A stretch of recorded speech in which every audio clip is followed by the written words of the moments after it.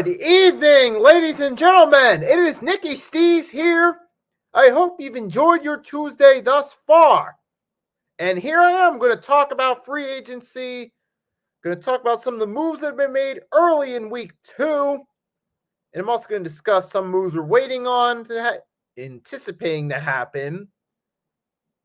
And then I'm going to recap. So I'm also going to recap week 1 a little bit. I'm going to talk a little bit about the Eagles and the big news that came out of them today, their big linebacker splash. And that's what I got in store for y'all tonight. So without any further ado, let's start to get into it. First thing I'm going to do is I'm going to pull up on my screen all the free agency moves that have been made thus far. And keep track of everything. Make sure I discuss all the big moves that went down. And yeah, obviously I did come on here last week, talk about it a little bit, some of the moves that were made with such as Jimmy G to the Raiders and Derek Carr. I talked about all that a little bit. And now I'm going to get a little bit more in depth with who I think won and lost from that first week out of these moves. All right, so yeah, I'm going to get into it. Now, let's start with that right there. We recap week 1. Yeah, and week 1 obviously was a busy week to start off free agency, as it always is.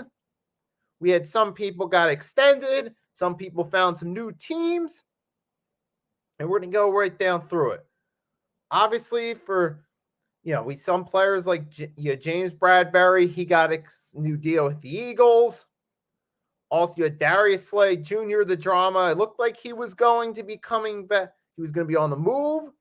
He even said goodbye to the Eagles, but then turns out he's coming back, and he's got a new deal with the Eagles.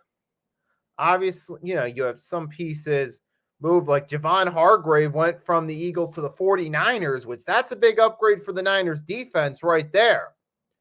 They needed that splash right there. And their defense is already a strong unit as it is. Now they add Javon Hargrave to the mix. That's a big deal for that Niners team right there on defense. That's a win for them. However, also, you still got one big problem with the 49ers, and that's quarterback. I feel like the last 2 years, the Niners are a team where, it's an upgrade for their defense, but at the same time, with QB, they've been one truly star quarterback away the last 2 years from a Super Bowl berth. First 2 seasons ago with Jimmy G when they lost to the Rams in the NFC Championship game. Then you had last year, there was that one big QB away, and any chance they did have a Super Bowl berth was quickly vanished and disappeared when Brock Purdy got hurt in the NFC Championship game against my Philadelphia Eagles. But that's the one thing the Niners still need. They just to really get over the hump is that true quarterback right there. That true face of the franchise quarterback. Because Jimmy G wasn't going to be that guy. He was not going to be for them. I'm sorry, but he wasn't. Too injury riddled, and he didn't play great in the clutch. I mean, he played good with the talent around him with the Niners, but he didn't play great in the clutch. And like I said, too injury riddled for that. Pull up 1 second.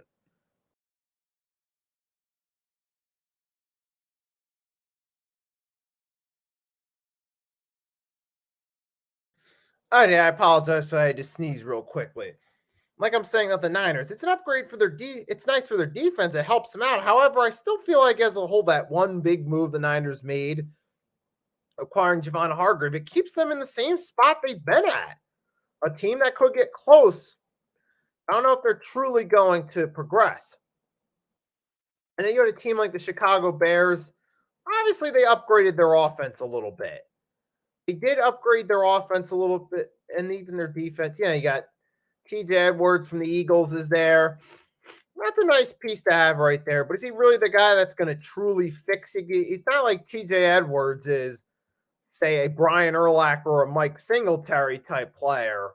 I mean, it's a nice signing for the Bears, but is it really that special for them? So I feel like the Bears, they got some decent pieces. And, the trade with the Panthers, they traded back out of the number 1 pick. So they sacrificed the number 1 pick to get their wide receiver in DJ Moore. And DJ Moore is certainly an upgrade from what the Bears had at wide receiver core.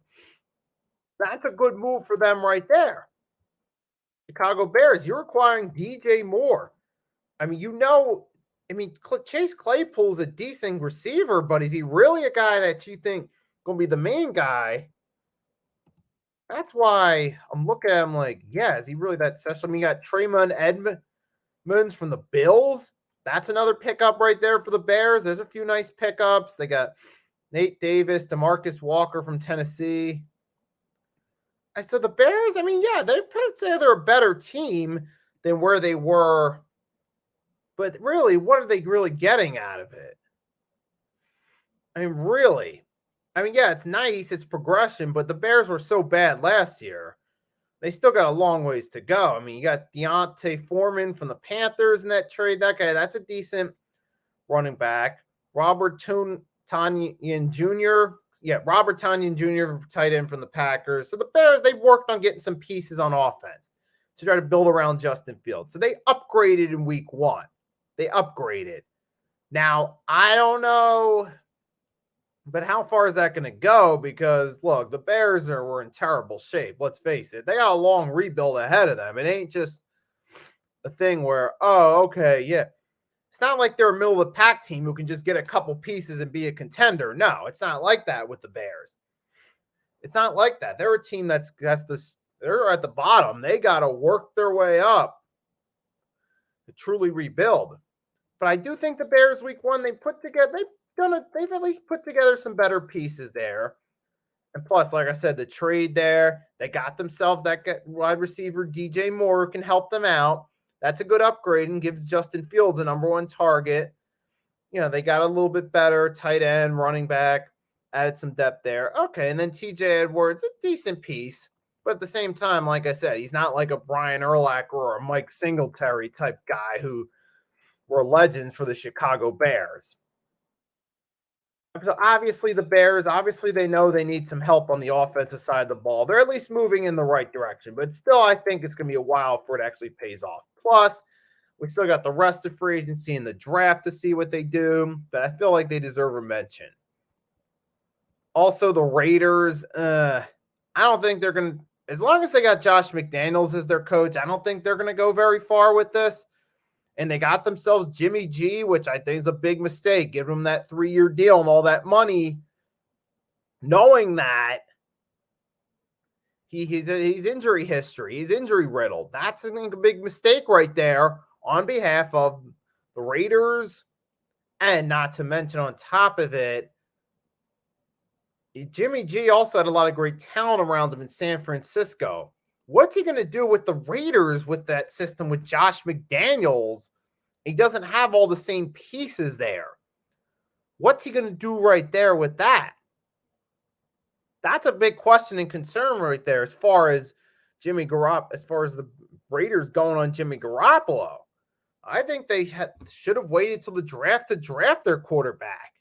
That's what I thought, and that's what everyone had as their mock draft, but they decided instead they wanted to go for Jimmy G, and you can tell by the money they're paying him, he's going to be their starter. I think that was a bad move on their behalf right there. So I don't think they're going to do much better this time around. And sure, they got Marcus Epps from the Eagles, but Marcus Epps really wasn't that special on the Eagles. Now, was he? No, I don't see that being an upgrade for the Raiders at all. I think the Raiders so far are losers thus far, especially locking all that money to Jimmy G. I think they already screwed themselves over, and I think that's a big mistake. So I think that's an L already. You got the Falcons. The Falcons, I give them credit. So far, they're at least trying to move in the right direction. They're trying to rebuild. Yeah, they put Taylor Heineke on their roster. He could be a decent piece. He could be a guy that could start some games for them. And plus, they got Jesse Bates from the Bengals. That's a big upgrade there for the Falcons. I give them credit for week one. They're at least moving in the right direction. Now, does that mean they're going to turn their thing around overnight? No. I'm not saying that the Falcons are going to turn it around overnight, but I do think they're at least trending in the right direction. Though, they did get Caden Ellis out of it. And they got Matt Collins, but he really isn't all that special. They did bring back Keith Smith, Michael Ford. I think the Falcons, I give them credit. They're at least trying to get better. They got Tay Davis, linebacker from the Browns. Props, but then they also got Mike Hughes, linebacker from the line, or defensive back from the Lions, excuse me. And I don't think getting guys from that defense in Detroit's really going to help you. The Falcons, I at least give them credit for trying. Who else do we got on this list? Cowboys, they haven't really made a whole lot of moves. But then again, you know what? It's hard for them to really make a move because they got all that money locked up with Dak. They did let go of Zeke for cap space, which was smart because Tony Pollard at this point is the better back. And they did franchise tag him. And the Cowboys, plus trading for Stephon Gilmore. That's a nice move right there by the Cowboys. I give them credit. I think the Cowboys, though, that's a nice move right there. They're a solid team. I think that'll at least help them remain a threat during the regular season. I still don't think, though, they're going to be Super Bowl contenders with Dak. Sorry, no disrespect to the Cowboy fans, no disrespect to Dak, but I just don't think he's that QB that's going to lead a team to a Super Bowl. To me, he's not that guy.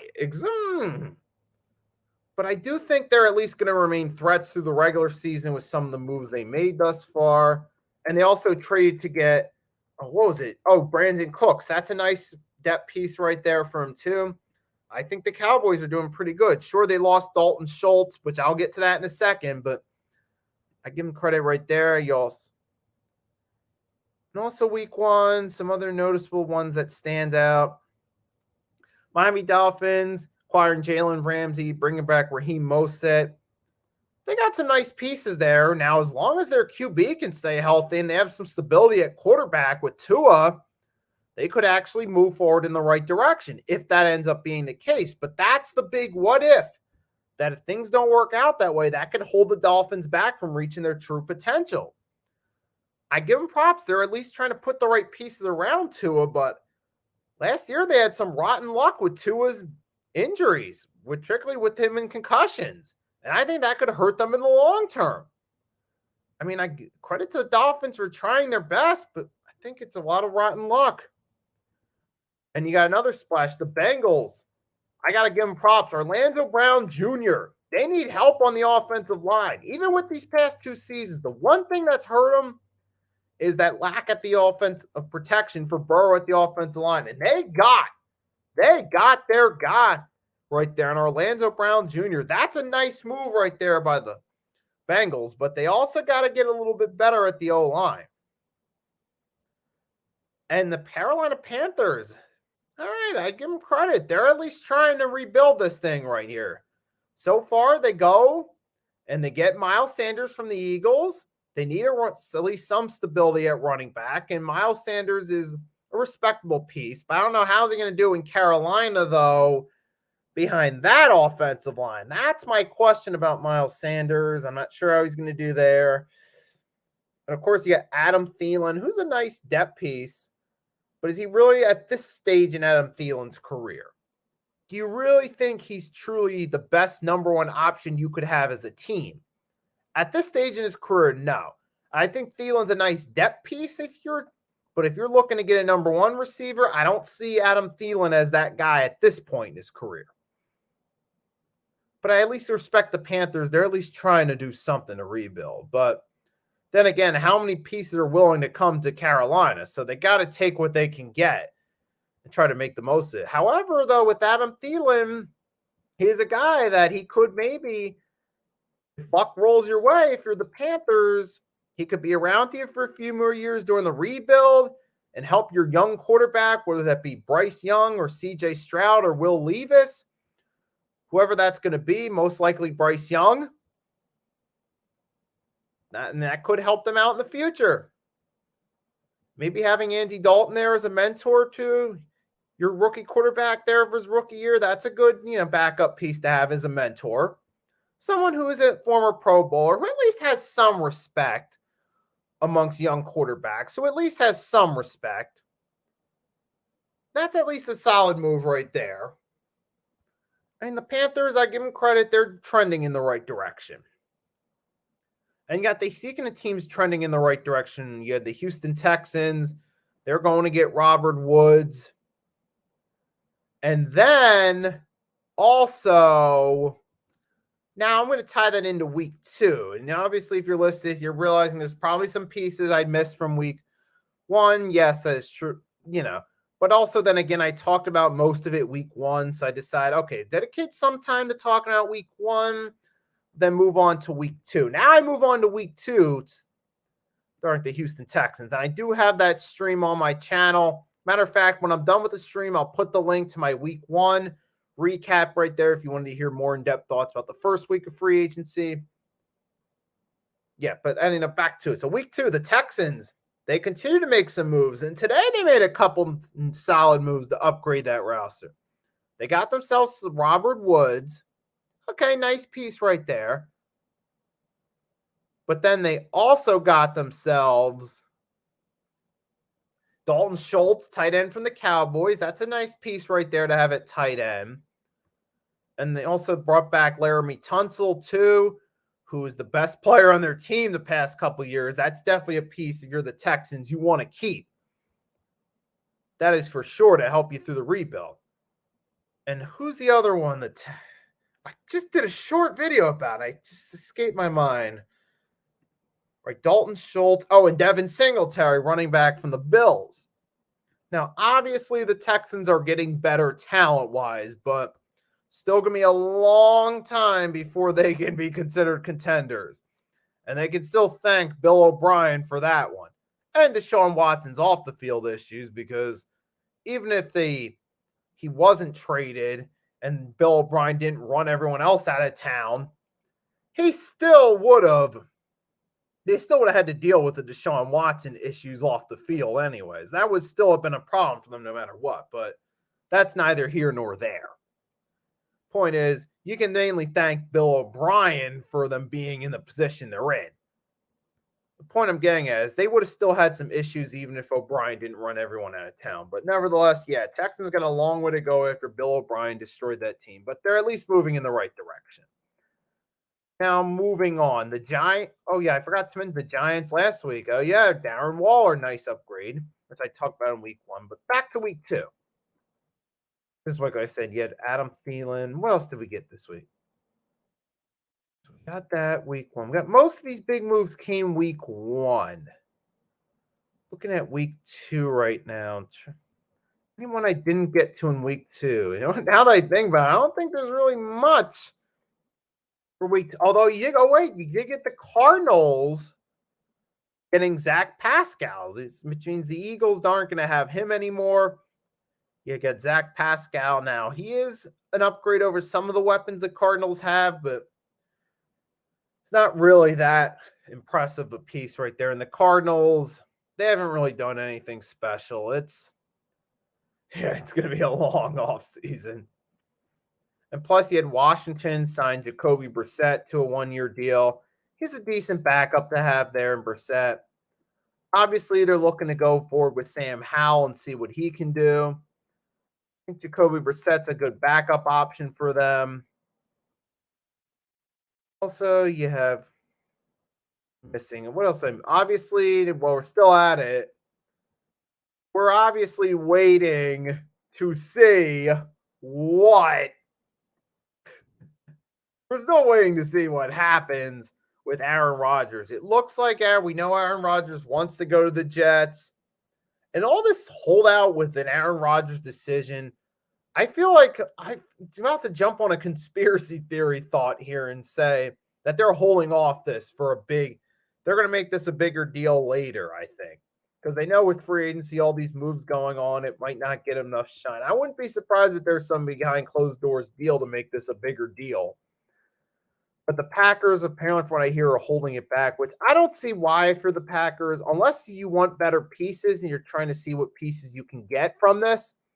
I don't see why you're holding back on this for the Packers. Because look, if you're the Green Bay Packers, you've been dealing with this every year with Rodgers staying or going. It's like Brett Favre all over again. And with Brett Favre, we would think a team like the Packers would feel more confident based on previous history with the Brett Favre situation, how well that worked out once they did move on from Favre and got themselves, Aaron, once they decided to move on from Favre and turn the keys over to Rodgers. After Rodgers had been Favre's backup for a few years, you would think they'd try to do something similar to that. They're in the exact same position. Veteran QB has won them a Super Bowl. Quarterback they drafted several years before has been a backup. It's the same dynamics with Jordan Love being in that backup role and Rodgers being in that starting role. And considering how well that worked out for them, you think the Packers would feel more confident to go forward and say, you know what? Let the Jordan Love era begin. Aaron Rodgers, thank you for your services. Best of luck in your future endeavors. The Packers should just come forward and make the move, I think, at this point. Because, look, I understand Rodgers has been the face of your franchise for a while, but then again, at the same time, it's odd for the Packers, a team that you've been in this exact same situation when you had Favre and Rodgers being the experienced guy. Look how well that worked out for the Packers. You would think, based off that previous experience, they'd be more willing to take the risk on moving on from Aaron Rodgers and turning the keys over to Jordan Love. You would think they'd do that, and that's something they should do. And what I'm also surprised is nobody went for the Lamar Jackson. Nobody went in to try to get Lamar Jackson. I'm kind of shocked. I mean, you would think that maybe I'm looking at teams that could maybe still try to go for Lamar Jackson services. I'm down now. It's like the Colts or maybe the Niners, since they don't really have that long-term answer at QB. Maybe they feel like Lamar Jackson would do well with that team. I mean, I personally wouldn't want Lamar Jackson on the 49ers as an Eagles fan because that'd make the Niners a tougher team because you see what Jimmy G could do with that Niners team. Yeah, I'm sure Lamar Jackson could do quite good with that team. You know what I'm saying? I don't know if you want to take that chance. That's a chance you might not want to take. However, though, with that being said, there is still a possibility Lamar Jackson could go somewhere, but I don't know. I don't know if a team's going to make the move. I'm thinking most likely by the end of the week, Lamar's still going to be a Baltimore Raven. I'm thinking there's a good chance that will be the case. But we will have to wait and see on that one. And also the other move, my Philadelphia Eagles lost CJ Gardner-Johnson. They were trying to renegotiate a deal with him. Looked like it might fall through, but it didn't. It just didn't go through. He ended up going to the Detroit Lions. Now, I said this a few days ago, but I'm going to reiterate my point real quickly. Now, for the Lions, this is a big upgrade to get CJ Gardner-Johnson. They got a young ball hawk out there, so they've definitely got an upgrade they needed to. They also got young Aiden Hutchinson, and that's certainly going to help them out when going forward. And that's certainly an upgrade for a Lions defense that needs that upgrade. I think personally, so I think those are some good moves right there that they're pulled off. So credit to the Lions, man. They pulled off a couple nice moves there. And they're at least moving forward in the right direction. Now, ultimately, how will it pay off long-term? We'll see. And also with the Lions, you got Emmanuel Mosley from the 49ers. They're at least moving in the right direction defensively. I give the Lions credit. Now, for the Eagles, we're going to have to see what they do from here. They're still going to need to replace him at safety. And they did get a safety off Tampa Bay, but who was it again? Check that one out. They did get a safety off Tampa Bay, but it's not going to replace CJ Gardner-Johnson's gap. So the Eagles, we unfortunately did lose that, but that's part of free agency. That's the big deal with free agency when you take that gamble right there and you go all in for a Super Bowl push and it doesn't work out. When come free agency time, when you start to lose some pieces, they run the risk that you're not going to be the same team you were the year before, similar to the Rams. But at least the Rams can say they're all in push, worked with them winning a Super Bowl. For the Eagles, they're close. They're still pretty close to a Super Bowl win from Super Bowl 52. However, it's been 5 years. That's half a decade. If you want to go for ring number 2, you had your chance and you fell short against Kansas City. But what are you going to do from here to stay in the mix? Obviously, so far they have retained some pieces right there. And I'm going to get, they've retained some pieces thus far. And the reason I'm talking more about the Eagles, I'm going to start shifting more to them, is because most of the main moves in free agency happened week 1. And I already discussed most of them in my live stream last week. And I recapped some of the main moves at the start of this. But now it's the perfect time to switch gears to talk about the Eagles signing former Raider and Bear outside linebacker Nicholas Morrow. And the Eagles needed that. They needed something at linebacker because they already lost Kazir White. But then again, Kazir White, solid first half of the season. Second half of the season didn't do anything to light the world on fire exactly. And then, TJ Edwards was gone. It was a solid piece for us, but he was replaceable. Like I said earlier when I was talking about the Bears, it's a solid piece for the Bears, but at the same time, he's not Brian Urlacher or Lance Briggs or Mike Singletary. When I was talking about that from the Bears' perspective, I was saying it was a solid move for them, if you didn't catch that part. But nevertheless, but the Eagles obviously need someone at the linebacker core. And they do got Nicholas Morrow, who's off a season-best statistical year with the Bears during his one season there. He does hand up some solid numbers for a Bears team that didn't really have a lot going for them. He was one of the better spots in that defense last year. And obviously the Eagles wanted to bring him in while he was still, fresh off a good year, especially being that he's still going to have guys like Hassan Reddick there. He's still going to have some guys like Brandon Graham, Fletcher Cox back. You're still going to have James Bradbury back. And Darius Slay's still going to be there. He still brings that experience to the table. Will he still be able to perform at a high level? We're going to have to wait and see. But he does bring that veteran leadership, so there is some positive traits for sure to bring in Darius Slay back. And now you got Nicholas Morrow fresh off his best statistical year coming into the mix. Now, I think this could work out for him. This could be a nice move, putting him with those guys right there. And plus, it's nice with Hassan Reddick. He doesn't have to take on as heavy a workload that he did trying to work with that awful Bears team. And I think this is a step in the right direction for them, for the Eagles. I think this is a good pickup right here. Hopefully it works out. As long as he can stay healthy and avoids the injury bug, it should work out. But then again, after last season, my confidence is higher that it's going to work out. So I have a lot more confidence this time around going into this offseason that some of the Eagles' moves they made will work out. And I'm thinking right there, hey, it's a solid move right there. So I like that move by the Eagles. However, there's still some concerns the Eagles need to address. Now, running back, they got Rashad Penny, who can play, but here's the problem. He does have an injury history, and there is a concern that it could happen again. And you got Boston Scott, who it's a nice piece for the Eagles, but is he really a number one back? The reason we keep bringing back Boston Scott is because he fits our system well.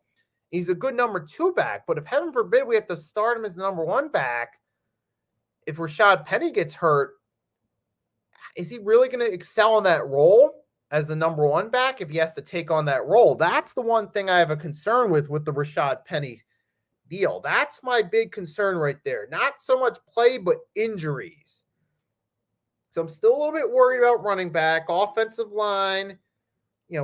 We still have Jason Kelsey back for one more year. He should still be able to go at a top level. And of course, and then who else we still got Jordan Mailata, but we did lose a few pieces. I think we're probably going to address the line in the draft. Hopefully we do better this time than we've done in some recent drafts at the line, because we haven't had the best history of drafting offensive linemen in recent years. Hopefully we'll do better this time around, but that's one concern right there is offensive line. Eagles do need to worry about that right there. And you do have, right, of course, I still think you need that safety right there because you lost Marcus Epps, which really wasn't much of a loss. And then, of course, you lost C.J. Gardner-Johnson. But here's the point I'm getting at is you don't have a lot of depth there at safety. Right, my point is you don't have a whole lot of depth at safety, so the Eagles got to do something to address safety now, especially with C.J. Gardner-Johnson no longer being there. That's one thing they have to address coming within these next couple days, the remaining of free agency or the draft. One of those two, they got to make a move there and address the safety position. And I do feel they got to address the offensive line. They need a little more depth right there at the line. And linebacker, hey, they got a solid piece right there today, but now they got to upgrade it. Okay, you got Nicholas Morrow at linebacker, but you still need one more piece, I feel like, to fill the void at linebacker, especially with TJ and Kazir gone. You got one replacement. I still feel like you got one to go. The Eagles still got to look around rest of free agency, see if they can find another linebacker, and also start looking forward to the draft as well. And I'll get more specific as we get closer to the draft about what I think the Eagles should do, or I'll start naming some specific players I think the Eagles should go after in the draft, because I want to wait to see how free agency plays out. So then I can assess, here's what we got. Now here's what we need going into the draft. That's why I'm waiting till the end of free agency to make that assessment. Yeah, but I'm just giving an overview as of today, March 21st, around little after 7:30 p.m. Eastern Standard Time, where the Eagles stand and what they need as of now. I mean, of course, there's still some time in free agency for them to address that. They could still get a few more one or two pieces on the line. Or, and they could still maybe get a safety in free agency, maybe get another linebacker. But they still got between free agency and the draft to address those positions in need. And I do think they need another wide receiver with Zach Pascal going, but that'll be more so probably for the draft, because I think as far as free agency goes, you either focus one more linebacker on the line is a priority to try to get while you're still at free agency. But those are my thoughts on where they stand right now. So far, the Eagles, as expected, we're going to lose some pieces. We did get some pieces back, but we have made a couple decent moves, such as the move today here, where we're getting Nicholas Morrow. We also brought in Mario as a backup QB, which is a solid move. We brought back James Bradbury, Fletcher Cox, Brandon Graham are back. We did lose some pieces such as CJ Gardner-Johnson, Javon Hargrave, but that's part. We lost Miles Sanders, but that is part of how it goes. We got Jason Kelsey back. Right now, it's a little bit of a mixed bag for the Eagles in free agency, but we still got the rest of this week to see how it goes, and then we still got the draft. That's where the Eagles stand right now. And then pretty much that's all I got to say right now. I wanted to talk about some of them, recap the main moves made in week 1, who I thought the winners and losers were for free agency week 1. Also wanted to come on here, give an overview of some of the big moves that have been made through week 2, which haven't been that many. And then I wanted to talk about I agree. What part did you agree on again about certain movie, about them being a mixed bag, having to wait? Which part exactly did you agree on? Yes, as I was saying, right. So I came on here to address all that, address some of the big moves made through week 2. Didn't talk about that part as much because most of the big moves came last week. I did briefly address the whole Rodgers deal and what I think why I think the Packers should just pull the trigger on it already and just take a chance on Jordan Love. And I addressed Lamar Jackson, which I personally think at this point he's probably going to stay in Baltimore for at least another year or two, unless somebody goes and makes a move. But it doesn't look likely at this point. And then, of course, the Rodgers, Oh, the Rodgers one, Right, yeah. Like I said, it worked out for them last time. They shipped off a veteran quarterback and turned the keys over to a younger quarterback, which is why I think the Packers should feel more confident taking that risk this time around. It worked for them last time. You'd think a team like that would be more confident to just pull the trigger this time, seeing how well it worked in the past.